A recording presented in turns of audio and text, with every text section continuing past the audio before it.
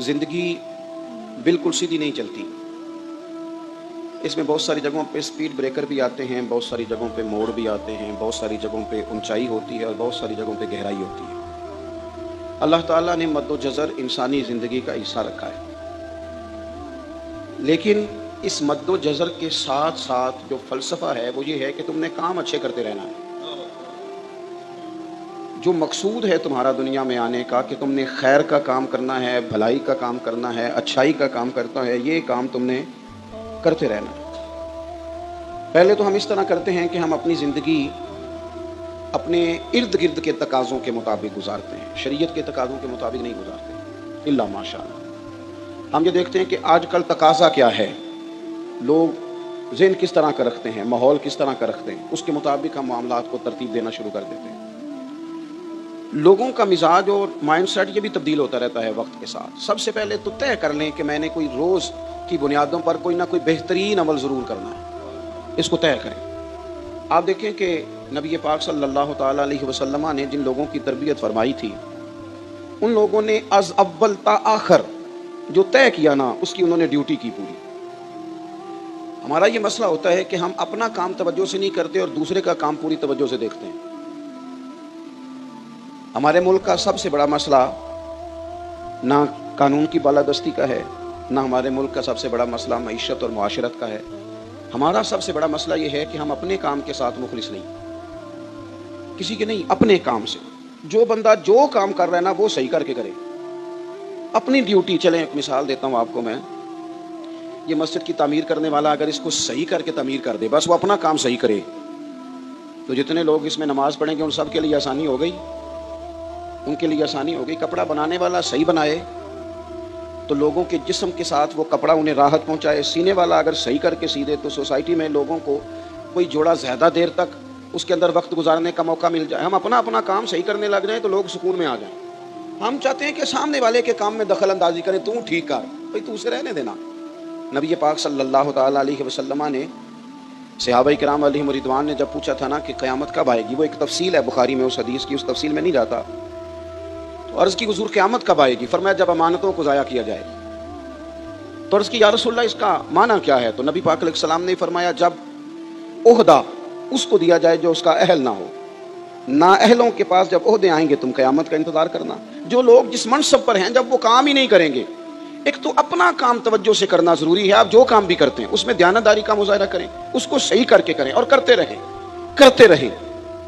हज़रत मूसा कलीमुल्लाह अलैहिस्सलाम, सूफिया ने इस रवायत को लिखा है, बिलखुसूस मकतूबात 2 सदी में बड़े खूबसूरत अंदाज में मौजूद है। हज़रत मूसा अलैहिस्सलाम को ना अल्लाह की तरफ से एक हुक्म हुआ कि इस बस्ती में जो सबसे नेक आदमी है ना उससे ढूंढ के लाए। मेरा ख्याल है ये हुक्म हमें मिलता तो या मैं नेक निकलता या मेरे पीछे जो हाथ बांध के चलते हैं वो नेक निकलते, बाकी नहीं कोई। अल्लाह माशाअल्लाह, ये कैसे हो सकता है कि कोई और भी नेक हो? हज़रत मूसा अल्लाह के नबी हैं। मुझे बताइए जिसे हज़रत मूसा अलैहिस्सलाम नेक कहेंगे वो कितना को नेक होगा? और पूरी बस्ती में से चुना एक बंदा जनाब कलीम अलैहिस्सलाम ने अल्लाह के हुजूर पेश किया, मालिक ये सबसे नेक है। अब हुक्म हुआ कि इस नेक के जिम्मे लगाएं कि बस्ती में से सबसे गुनाहगार ढूंढ के लाए। अब ये काम मेरे और आपके जिम्मे लगता तो सारे गुनाहगार थे, कोई शय ठीक है ही नहीं सिरे से। जिससे भी आप सुनेंगे उसके पास कोई मनफी खबर ही है, इल्ला माशाअल्लाह। जो सबसे गुनाहगार है उसे ढूंढ के लाएं। तो हज़रत कलीम अलैहिस्सलाम ने हुक्म दिया, फरमाया भाई तुम ना बस्ती में से सबसे गुनाहगार बंदा ढूंढ के लाओ। तो उसने अर्ज़ की हुजूर ये काम बड़ा मुश्किल है, मैं नहीं कर सकता, मेरे वाला नहीं।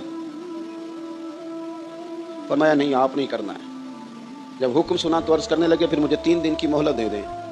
कहा दे दी 3 दिन की मोहलत।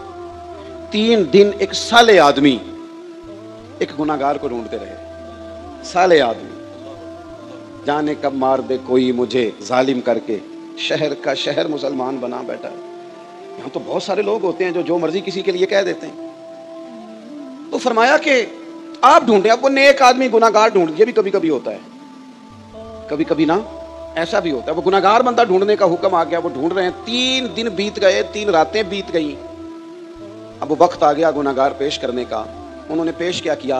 अपने गले में रस्सी डाली, अपने गले में रस्सी डाली और हज़रत कलीम के हाथ में थमा के अर्ज़ की हुजूर कुछ लोगों के गुनाह मेरी नज़र में आए थे पर मुझे सिर्फ उनका शक था, کہ یہ गुनाह इसने किया होगा, सिर्फ शक था, लोगों का शक था, पर मेरे जो हैं वो तो मुझे पक्की याद है ना कि मैंने किए।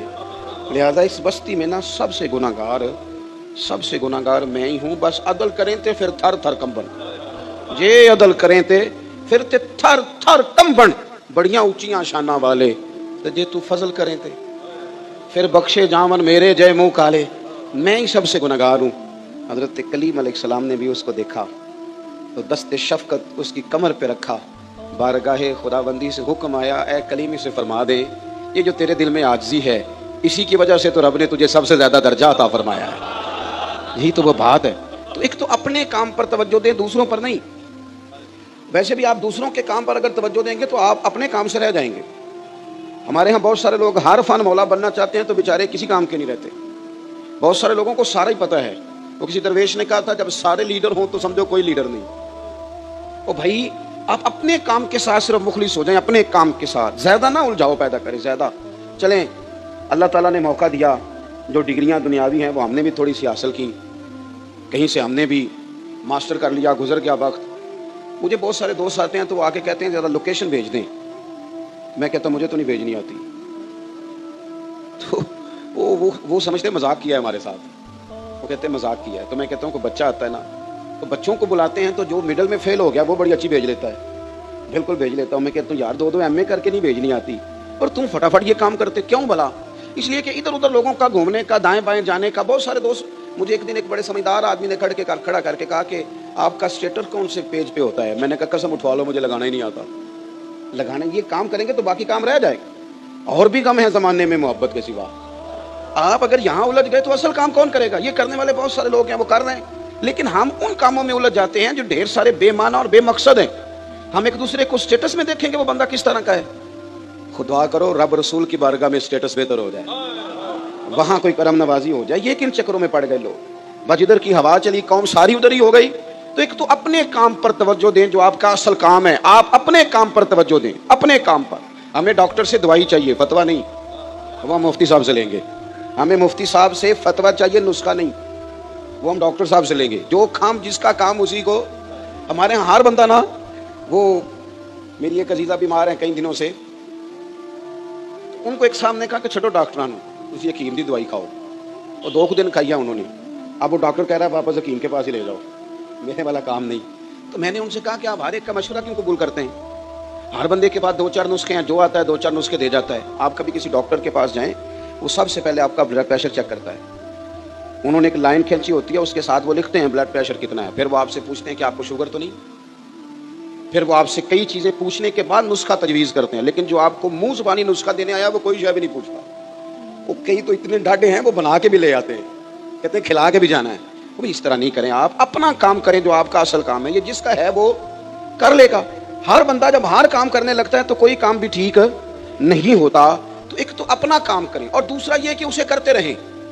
आप अपना काम, नमाज फर्ज है ना, बीमारी में बोलिए, जंग में, बंदा तकलीफ सफ़र में हो तो चलो शरीयत ने कहा तुझे बड़ी जल्दी है, तो बड़ी आजमाइश में है, तू सफ़र में है, तो 4 फर्जों के 2 पढ़ ले, पर पढ़नी फिर भी है।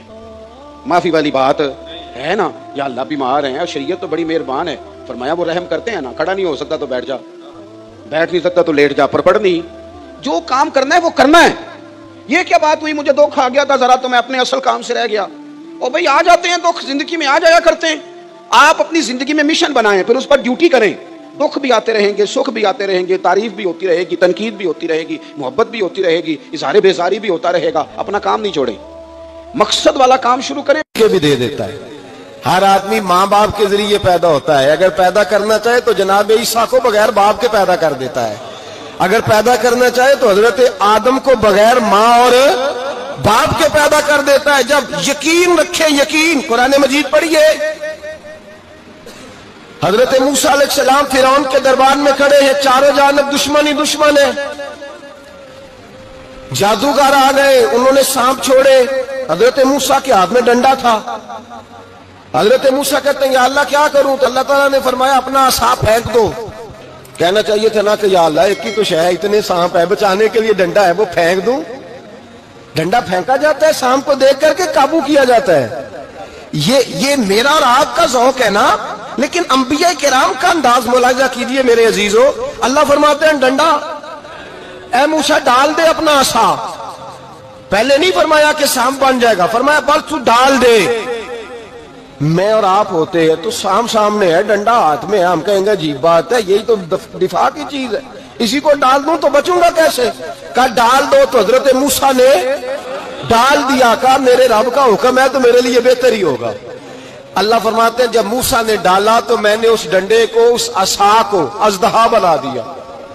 اب کبھی عصا بھی اژدہا بنے، کبھی چھڑی بھی بہت بڑا اژدہا بنی ہے، لیکن قرآن کہتا ہے جناب موسیٰ نے ڈالا تو اللہ نے اژدہا. بلکہ اس سے پیچھے چلیے، عورتیں کمزور یقین کی ہوتی ہیں نا. جناب موسیٰ پیدا ہوئے تو اللہ فرماتے ہیں میں نے موسیٰ کی ماں کے دل میں بات ڈالی، ماں کے دل میں صندوق میں ڈال کے تو اس کو دریا میں بہا دے. اور بھائی صندوق میں کہہ سکتے ہیں نا آکسیجن کیسے جائے گی، اور دریا میں بچے بچنے کے لیے ڈالے جاتے ہیں کہ ڈوبنے کے لیے ڈالے جاتے ہیں. ماں کے دل میں یقین کمزور نہیں تھا ماں کا. انبیاء کے ماں باپ موحد ہوتے ہیں، دین کو ماننے والے. ماں کے دل میں اللہ نے بات، اللہ قرآن میں کہتے میں نے وحی کی، میں نے القاء کیا، میں نے بات ڈالی. حضرت موسیٰ کی ماں کہتی ہے میں نے ڈال کے نا سمندر میں بیٹا، میں نے سمندر میں بیٹا ڈال کے صندوق میں بند کر کے رب کے حوالے کیا. آپ فرماتے ہیں میرے مالک کا بھروسہ کیا تو پھر میرے مالک کا کام دیکھو، کمال دیکھو. میں نے دریا میں ڈالا، اللہ نے فرعون کے گھر میں میرے بیٹے کی پرورش کرا دی.